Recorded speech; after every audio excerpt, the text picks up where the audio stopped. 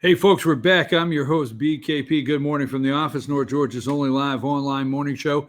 That is how you can reach the show right there, and all the ways to follow us on social media and our email address.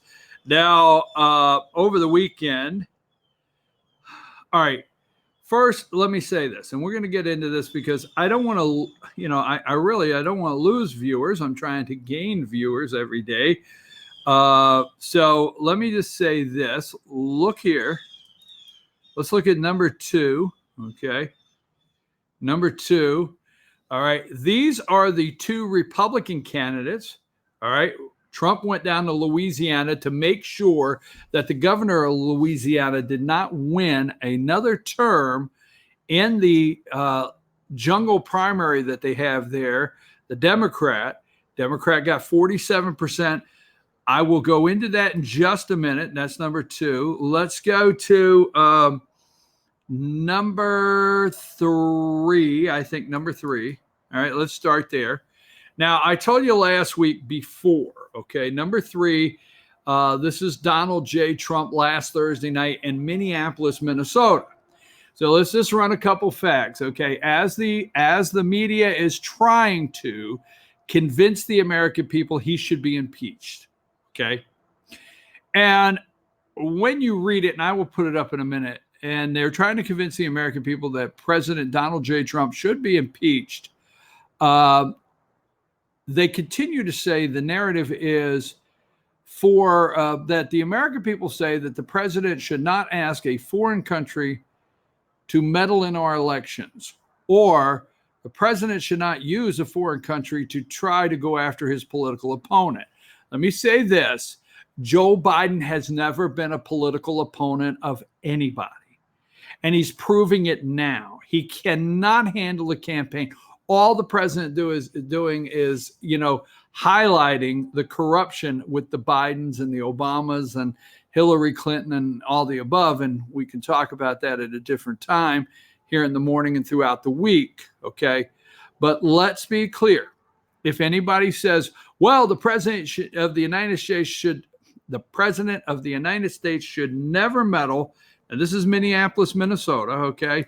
He should never meddle in an election with his political opponent. So let me put this up. This is what they're trying to sell this morning, okay? Okay, that was Minneapolis. We're going to come back to that in a minute. Number 22. Should the Trump administration cooperate with Congress impeachment inquiry? 63%. CBS, every single day, there will be polling out. And this is 6:06 a.m. This is Minka and Joe this morning. And this is what they're 6:06 a.m. First thing from Morning Joe. Should President Trump's administration cooperate with Congress impeachment inquiry? Now, I'm sad to say, when you watch TV and you've got a microphone going out and you find people that cannot tell you in 1492 Columbus sailed the blue, I sure hope I got that right. If you can't find out of 10 people, you only find 2, if you're lucky, that know who Columbus is. When you do these man on the street, who are they calling that says 63% of America say should cooperate? Now, I know this audience is very intelligent, so I'm not talking down to anybody that's watching this morning. But I'm going to tell you, if you get a phone, if these people that are being polled get a phone call, first of all, I always wish they would put up how many people hung up. I wish it would say our sample. Here's our sample. We called 4,000 people. We've got 400, 3,600 hung up the phone on us. Or how many got to question 4 and they say, you know what, this is slanted, and they hung up then. How many hung up? Hey, would you like to take a poll today? No. Would you like to take a poll? No. Okay. But they found 400 people that didn't have anything to do to answer 12 questions. Would you like to take a poll? Yeah, I'll take a poll. Question 3, this is going nowhere. Hung up. You never get that data out of the poll. But 63% thinks he should cooperate. 63%. They have no idea what they're talking about. Should the president cooperate with the impeachment inquiry? Sure, why not? Okay, let's go to, this is what they're trying to sell you, okay? Because what I want to do this morning, because I have till 9:50, because Lauren Hunter's coming in to do instant replay. The sports show comes on every Monday morning at 10:10 on Team FYN Sports Facebook page. Do you think, number 23, I'm going to do later in the show what's hiding underneath, okay? Do you think the president should ask foreign countries to help with election campaigns? Hey, can I get some people to help on my campaign? You got any extra people? Really? We're ramping up in Minnesota. I can use a couple Ukrainians up there. Do you think the president should ask foreign countries to help with election campaigns? No. 12% yes. I'd really like to know who the 12% that said yes. 61% no, absolutely not. Now, here's the one, okay? Number 24, you know, I like to put up, this is 6:07 in the morning. They had nothing else to do besides talk about Rudy Giuliani under investigation, really the president's personal attorney. Number 24, 61% agree the president should not ask foreign governments for help with elections. Folks, Joe Biden has never been a political opponent. Now go back and take your time later. We're not going to do it here. I'm just going to tell you, because when you research it, you will see. Look at Joe Biden's political history. Now, he was given the seat as a senator. You read for yourself. If you feel he was given the seat in Delaware as a senator, then, you know, maybe we both would agree to that. I don't know. Let me make sure. I got some messages. I want to make sure that nothing's all right.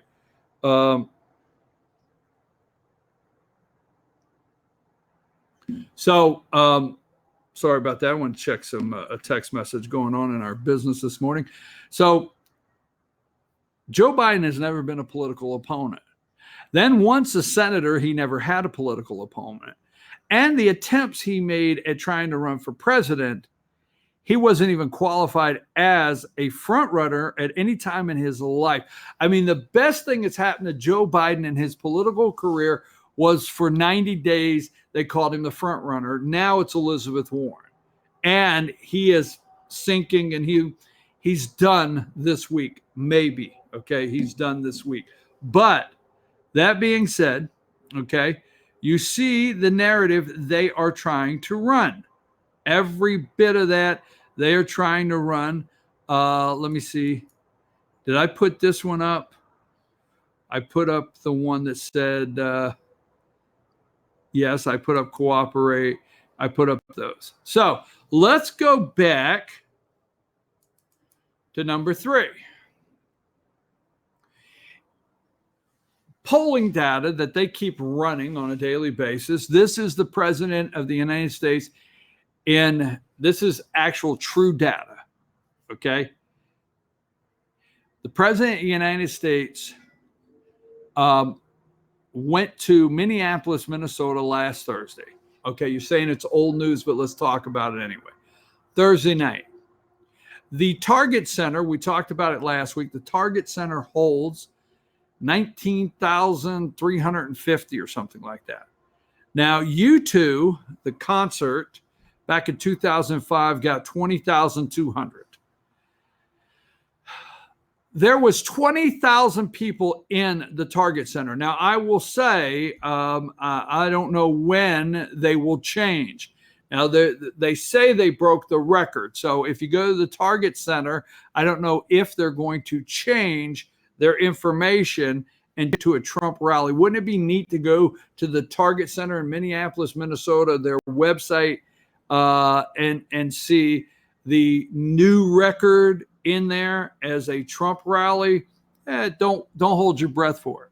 But 20,000 people made their way there. Now, it's cold in Minnesota. It's cold. Period. It's October. It's cold. It's not warm. It's not summer. It's cold. So 20,000 get inside. packed the rafters to the place. All right. Now, yes, we heard the president of the United States say that Joe Biden was, kissing Barack Obama's ass. I get it. All right. And we hear the president of the United States call this impeachment inquiry bullshit. I get it. I'm with him on that. 25. Now, my understanding is, let me get this article up that I had up here. More than 20,000 at the Trump's controversial Minneapolis rally. President Trump held a rally Thursday, October 10th in Minneapolis, Minnesota, where 20,000 show up at the Target Center. Okay. They were burning outside. Hundreds of protesters showed up and burned mega hats outside the rally. Here's a look at the crowd photos and highlights. Okay. So 20,000 supporters. Now they had, let me get, I think I have one more. Let's do this one while we're talking about number 58. I'm pretty sure 58 is the actual crowd in the arena. Okay. Google lists capacity at 19,356. I told you. The venue has more than 12,000 parking spaces, and the venue inside and the venue 25,000 were outside. So that would be 45,000, 20 inside, 1,000, 25,000 outside, 45,000 Trump supporters in Minneapolis, Minnesota. Okay? Ready? A Republican is not one. So is it 72 or 74? What was the election? 60 or 72? Is it 1972 Nixon won Minneapolis, Minnesota, or won Minnesota? Nixon last time. Republicans won 1972 or 4. I think it's 72. Right, 76 was Carter. Oh my God, how did I start my day out like that? So 1972, last time, Republican. Look it up. President Trump lost by, wait a minute. Let me just do this. Bear with me. I mean, let's see what the Google machine, as Joe calls it, Trump, let's see. Trump lost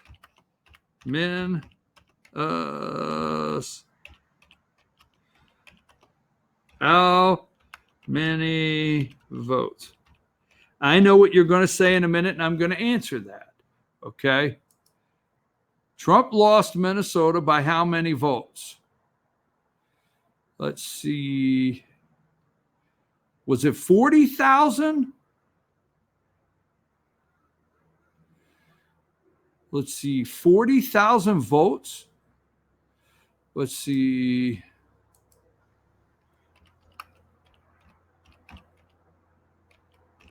I want to do this just to be doing it, all right? All right, so in Minnesota,